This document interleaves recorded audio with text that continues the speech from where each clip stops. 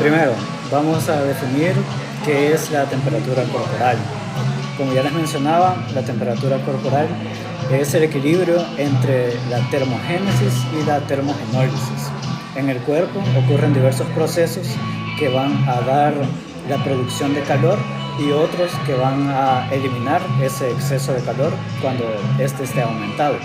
Entonces, la termogénesis se refiere a los procesos del organismo, los cuales producen calor, como por ejemplo la vasoconstricción, los escalofríos y también los procesos conductuales, como por ejemplo colocarse más ropa, que eso lo hacemos todos cuando tenemos frío.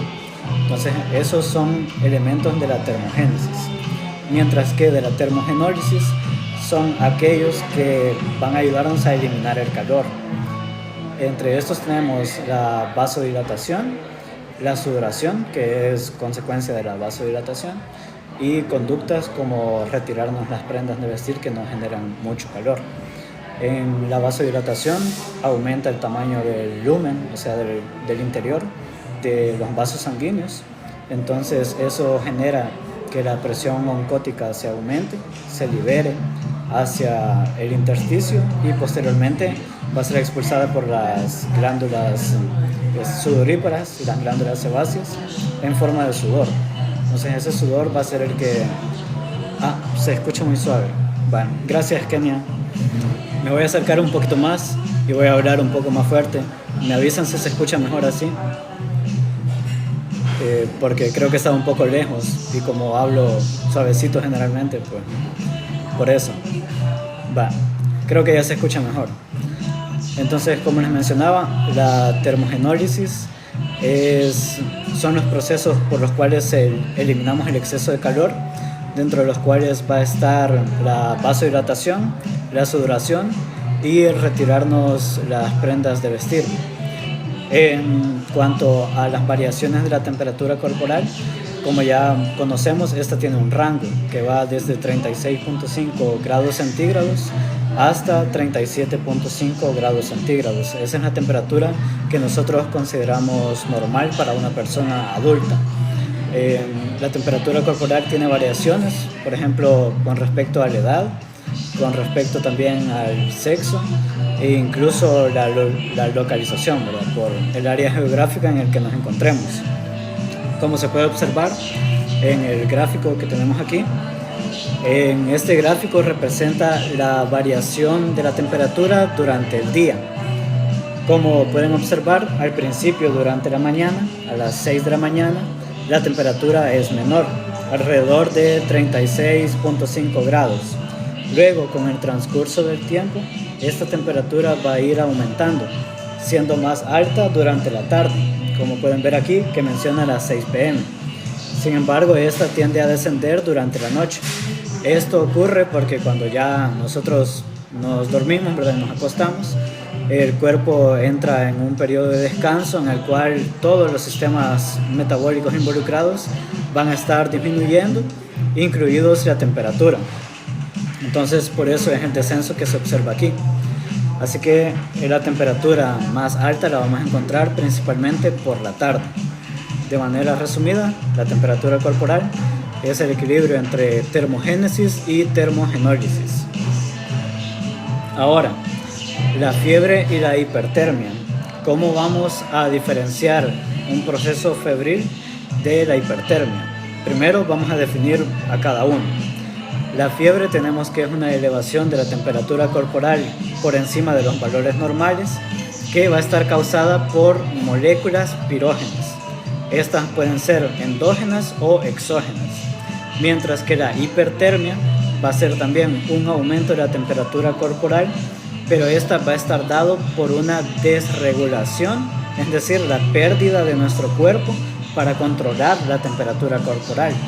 Esto lo vamos a observar, por ejemplo, cuando hace demasiado calor y la persona está expuesta al sol, el cuerpo empieza a generar sudoración para tratar de nivelar esos niveles de calor que se han generado.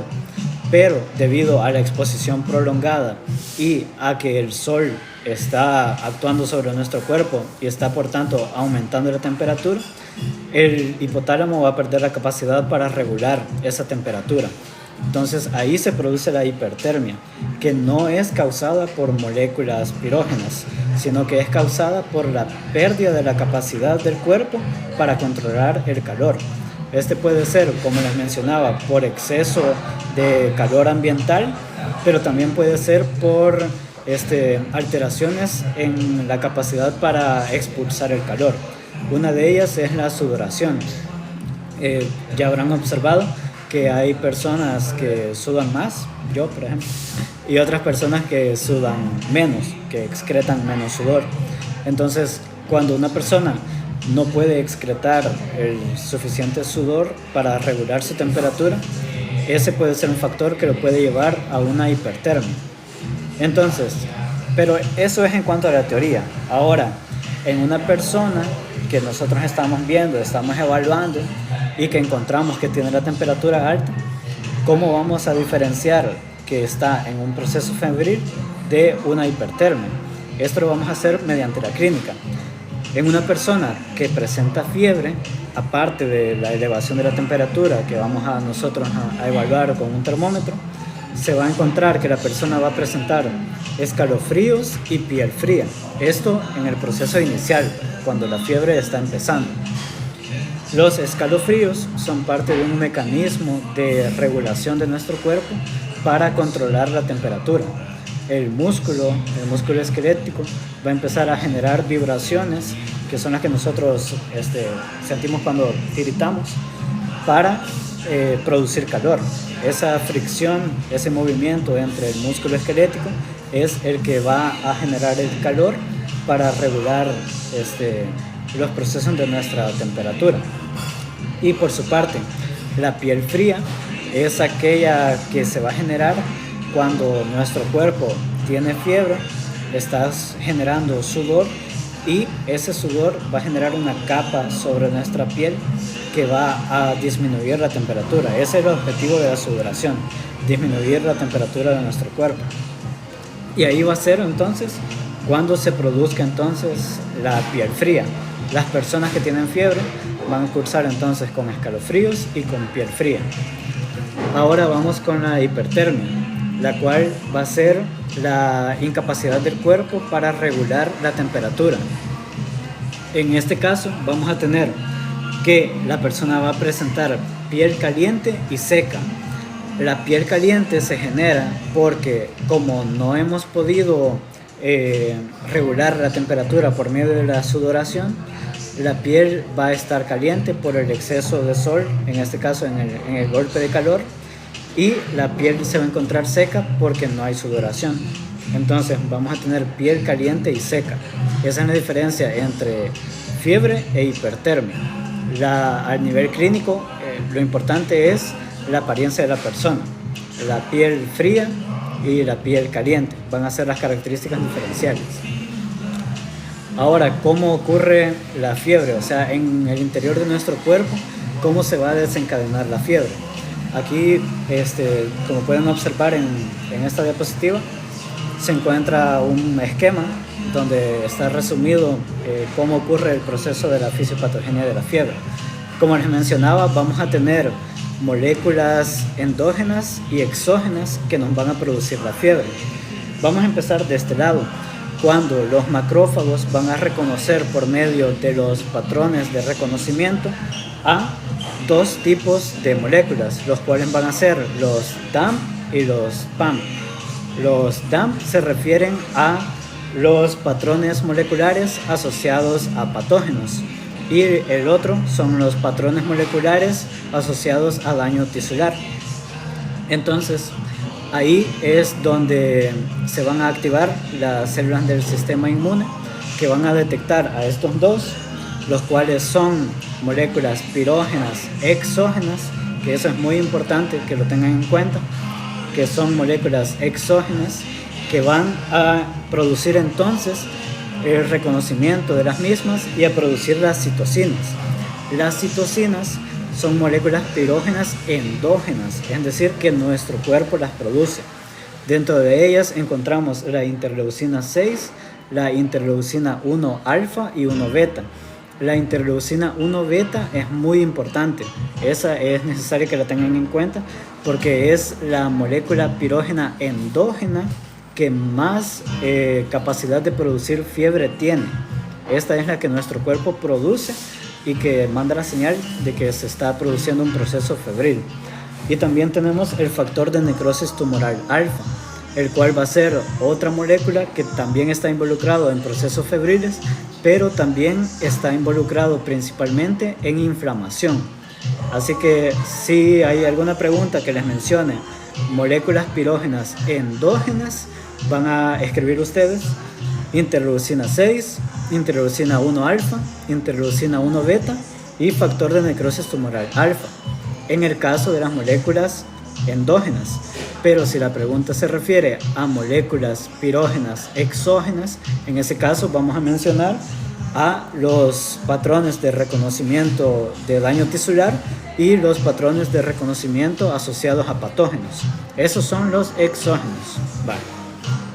Ahora que se ha producido esta cascada de citocinas, van a viajar a través del torrente sanguíneo hacia el hipotálamo, específicamente hacia el área prehipotalámica anterior o hacia el órgano vascular.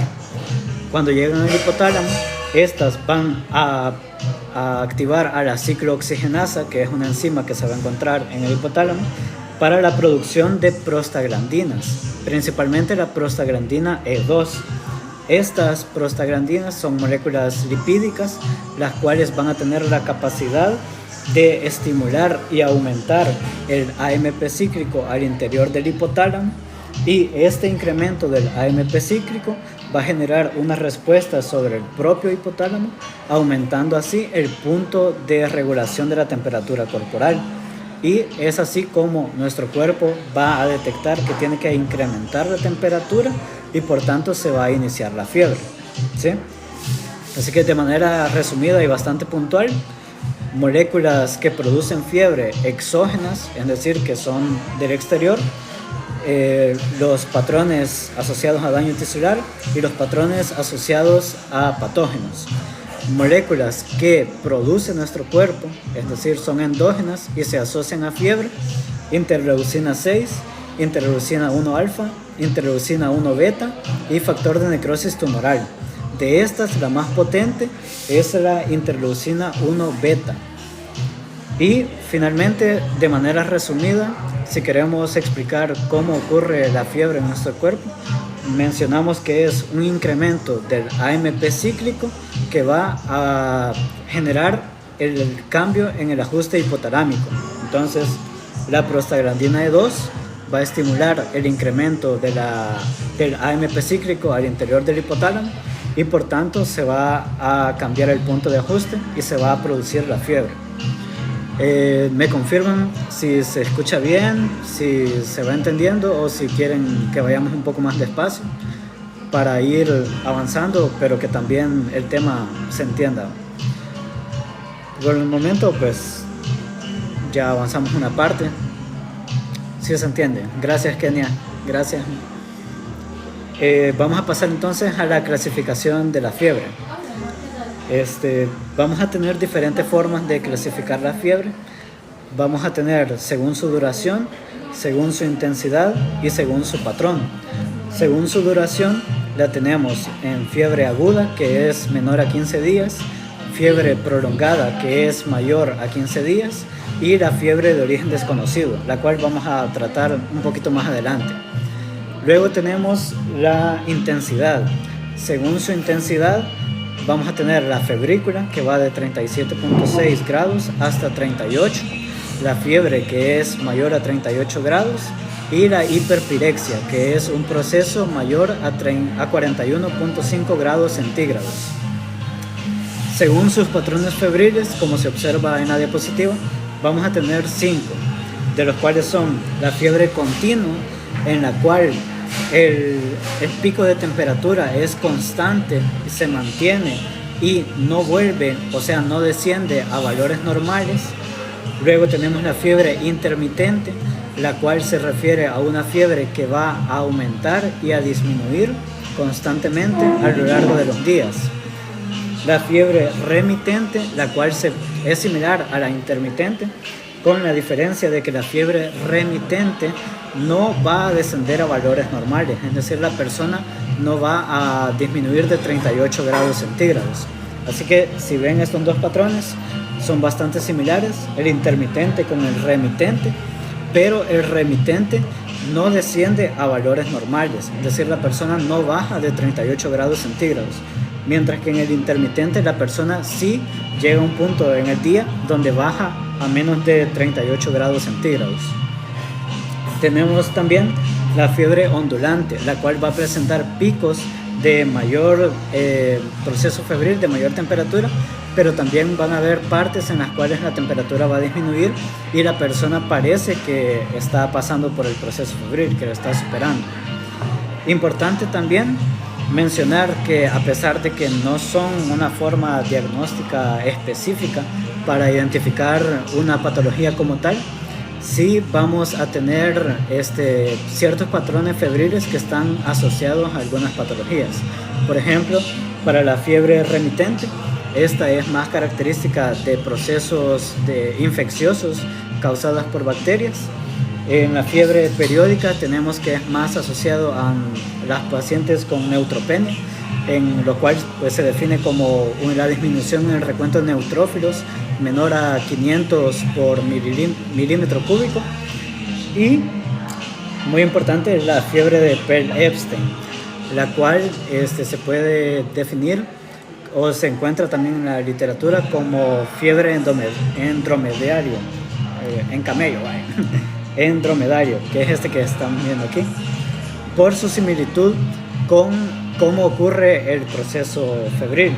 Hay un pico de temperatura, el cual va a disminuir durante 4 o 5 días y va a aumentar en el mismo periodo de tiempo.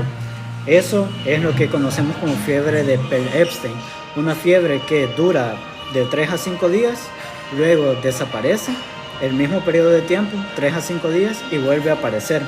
Y la literatura menciona que es característica del linfoma de Hodgkin, aunque también está asociado a otros como el linfoma no Hodgkin. Tenemos también la fiebre de origen desconocido, que es la FOD.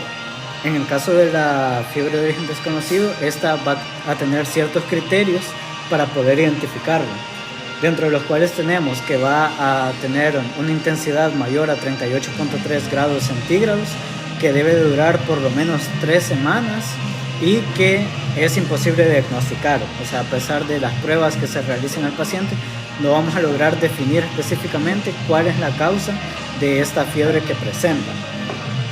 Esta fiebre, la fiebre de origen desconocido, también tiene una clasificación, dentro de la cual tenemos la fiebre clásica, que es con los criterios que ya mencionamos, la fiebre nosocomial, la cual se presenta en un paciente que ingresó a un centro asistencial de salud, que no presentaba fiebre antes de su ingreso o que no tenía un proceso febril en periodo de incubación antes de su ingreso, es decir, que obtuvo la infección dentro del hospital.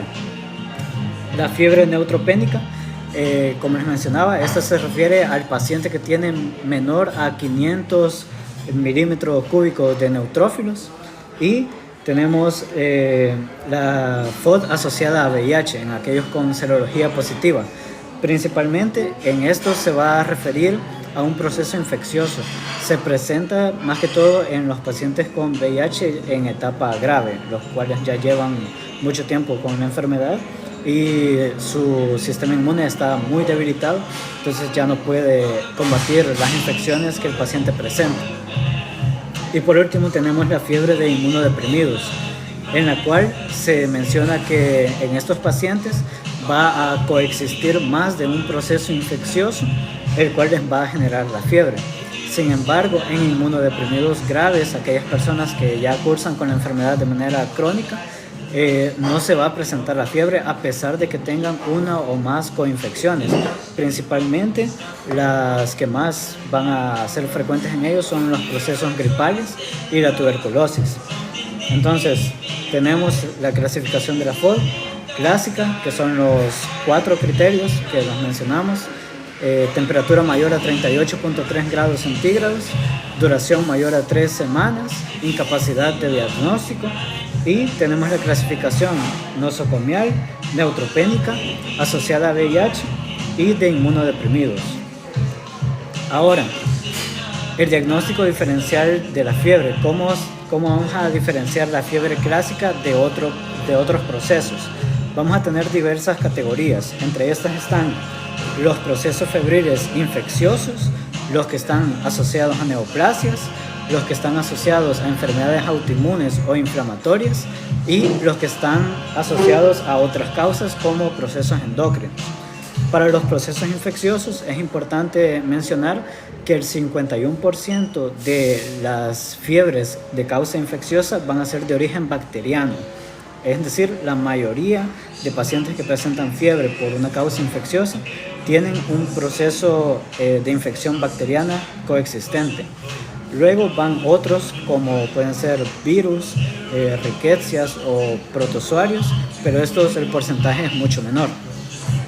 Tenemos entonces las neoplasias, que generalmente son asociados a procesos de tumores cancerígenos que pueden ser también paraneoplásicos. En el caso, por ejemplo, de una neoplasia a nivel de la glándula pituitaria o cerca de la base del cerebro, eso puede generar una alteración, una compresión en la red de vasos sanguíneos cercana al hipotálamo, y esto puede generar un proceso febril crónico. Tenemos también asociada a procesos autoinmunes como lupus eritematoso sistémico y la vasculitis, y los procesos endocrinos como la tirotoxicosis, que es cuando nuestra glándula tiroides produce exceso de hormonas tiroideas, T3 y T4, triiodotironina y tetraiodotironina.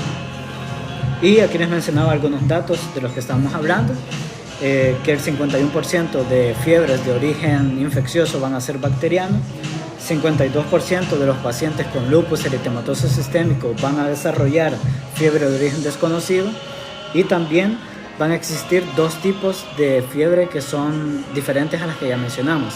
Estas son la fiebre facticia y la fiebre medicamentosa. En el caso de la fiebre facticia puede estar asociado a un trauma o a un proceso en el cual se manipuló mal el termómetro o el instrumento con el cual se esté tomando la temperatura, y eso va a indicar como que la persona está en fiebre, pero en realidad no. Y por último tenemos la fiebre de origen medicamentoso, que esto no ocurre en todas las personas, pero se asocia bastante con antibióticos principalmente, dentro de ellos los betaractámicos, aunque también pueden haber otros, como en el caso de la quimioterapia o de los medicamentos para combatir las neoplasias. Pasamos entonces con el diagnóstico diferencial de la hipertermia, recordando que la hipertermia es un aumento de la temperatura debido a la incapacidad del cuerpo para controlar los niveles de la misma.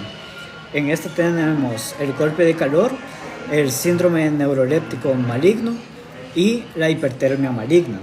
En el golpe de calor tenemos que es un proceso que ocurre cuando la persona ha estado expuesta durante muchas horas a una temperatura alta en el ambiente y no se ha hidratado bien. Entonces el calor del exterior va a generar un aumento en la temperatura de la persona.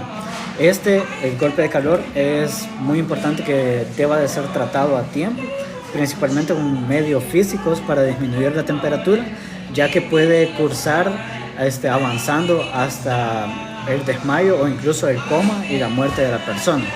En cuanto al síndrome neuroléptico maligno, esta es una alteración genética rara que no va a ser muy común en las personas, en la cual el sistema musculoesquelético va a encontrarse alterado, va a sufrir rhabdomiólisis, que en pocas palabras es la destrucción de las fibras musculares, y esas moléculas que son liberadas van a activar los procesos febriles. Y la hipertermia maligna, que está asociado a una alteración genética que va a producir que la persona presente fiebre de manera habitual. Y tenemos por último los síntomas de alarma para el paciente con fiebre. Cuando tenemos una persona con fiebre que ya cursó durante varias horas con este proceso, debemos de tener en cuenta lo siguiente. Primero, la hiperpirexia, es decir, que la temperatura de la persona no supere los 41.5 grados centígrados. Sin embargo, no debemos esperar hasta que llegue a estos niveles, ¿verdad? Debemos de empezar a actuar antes de esa cantidad de temperatura. El exantema, es decir, que va a presentar a la persona lo que nosotros conocemos comúnmente, ¿verdad?, como sarpullido o zonas rojizas en la piel. Eso es un indicativo de que se está produciendo un proceso de vasculitis en la cual la fiebre va a estar involucrada, ya que es un proceso inflamatorio, y por eso se produce el exantema, porque los vasos sanguíneos están alterados, están aumentados y se está produciendo una inflamación dentro de los mismos. Tenemos cambios sensoriales, los cuales van a ser, por ejemplo, el mareo, la obnubilación, es decir, que la persona pierde la conciencia. Entonces ese es un indicativo grave de que la persona está entrando en un proceso en el cual puede llegar a perder incluso la vida. Y tenemos también el mareo y el dolor de pecho.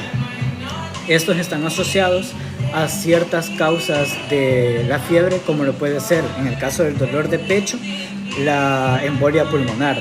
Una persona con embolia pulmonar tiene cierto porcentaje en el cual puede presentar fiebre, y el dolor de pecho sería un indicativo que nos está dando a entender que está ocurriendo un proceso febril.